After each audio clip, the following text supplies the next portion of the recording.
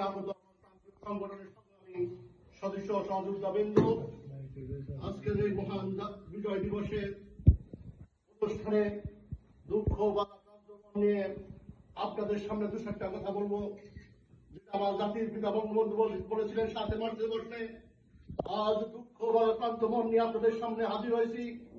আজ বাংলার মানুষ বাঁচতে চায়, বাংলার মানুষ মুক্তি চায়, বাংলার মানুষ তার অধিকার চায়।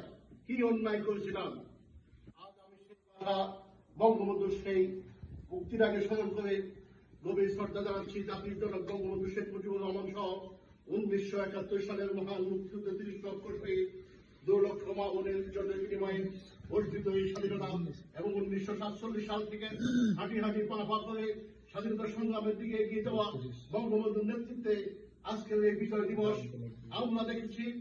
আজকের এই বিজয় দিবস কলঙ্কিত করার জন্য বাংলাদেশের সেই 71-এর পরিণত শক্তি আজকে বাংলাদেশের বিভিন্নভাবে ইতিহাস বিকৃতি করার মধ্য দিয়ে আমার স্বাধীনতার সার্বভৌমত্বকে হুমকির মুখে ফেলে দিচ্ছে।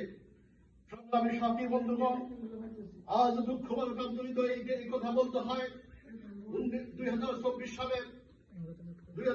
সালে মেটিকুলার ডিজাইনের মধ্য দিয়ে বাংলাদেশের নির্বাচিত প্রধানমন্ত্রী জননেত্রী শেখ হাসিনা উন্নয়ন ধারাকে উন্নয়ন ধারাকে ক্ষতিগ্রস্ত করে বাংলাদেশকে একটি বিক্ষোভের জাতিতে পরিণত করার যে পরিকল্পনা সেই বাস্তবায়নের লক্ষ্যে শেখ হাসিনাকে বাধ্য করে বিদেশে যেতে বাধ্য করা হয়।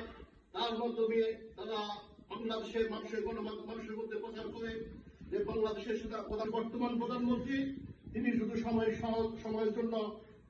জন্য যুদ্ধক্ষেত্র থেকে একটু পিছিয়ে গেছেন, তার মানে এই নয়। আমরা পরাজিত হয়েছি। আমরা পরাজিত হলে বাংলাদেশ পরাজিত হয়, যেটা 2024 সালের পর এই 16 মাসে বাঙালি জাতি টের পেয়েছে।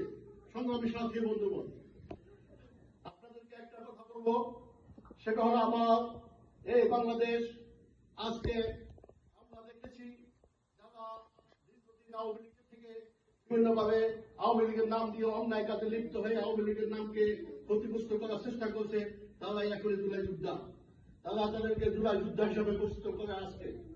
আমরা দেখেছি যারা বাংলাদেশের বিভিন্ন পর্যায়ে ছাত্রলীগের নামকে বিক্রি করে জনসাধারণের মধ্যে ভীতি সৃষ্টি করেছিল, হেলমেট বাহিনী দ্বারা পরিচিত হয়েছে, তারা জামাত শিবিরের আজকে ডাকসু বিধি জামাত শিবিরের প্যানেল থেকে তারা নির্বাচিত আজকে সদস্য, তারা হেলমেট বাহিনী ছিল।